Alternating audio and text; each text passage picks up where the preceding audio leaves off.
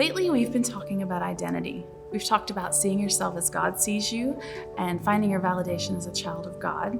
And today we're going to talk about what it means to be part of the family of God.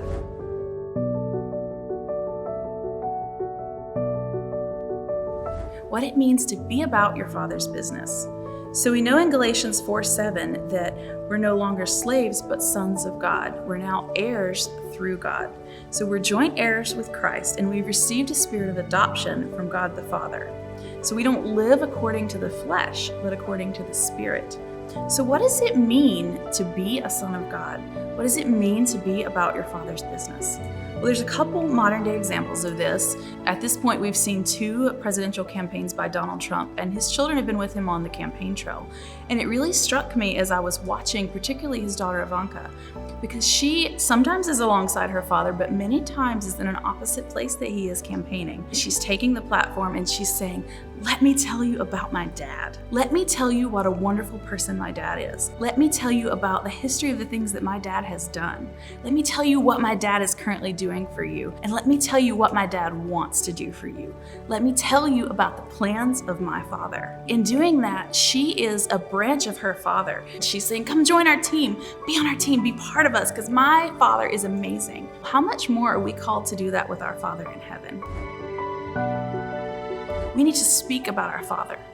We see the same thing with the royal family. There are many times that the Queen needs to attend a royal event, but she's one person, she can't be everywhere. And she has all these members of the royal family representing her on her behalf, attending these events, doing these things, and her reach is spread because she has these other arms that go out and just love people for her. We are called to be about the King's business. Ephesians 5:1 says, "Therefore be imitators of God as beloved children." And in Matthew, he tells us that we are called to raise the dead. We are called to heal the sick. We are called to cleanse the lepers. And we are called to set the captives free. Are you about the Father's business? Are you out there representing your Father, telling people, "Hey, have you met my dad? Because actually he loves you and he wants to welcome you into our family." Sometimes being a part of the family of God or the royal family means that we get sent on a mission.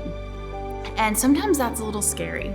I'm here to tell you, I know how it feels to step out in faith when it seems too big or too scary. We feel like we're not equipped. But I'm here to tell you, he's a good Father.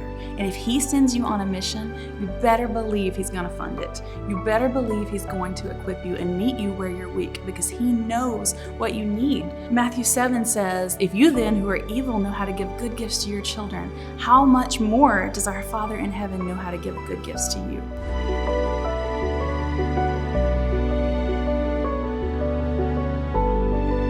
So if you think about it like this, when the princess goes out on the king's business, when she's visiting somewhere or she's on official business, she never questions whether or not she will have what she needs. She never questions where she will live, what her resources are, or where her next meal will come from. A child of the king knows that she will have her needs provided for. And I'm here to tell you, you are a child of the king.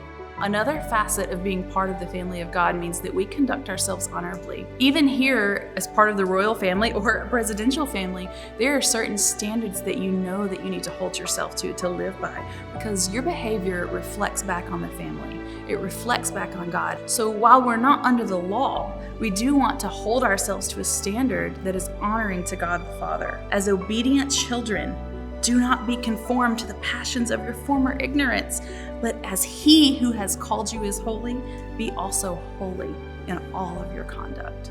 So let your actions be known in love. Show the love of God everywhere you go.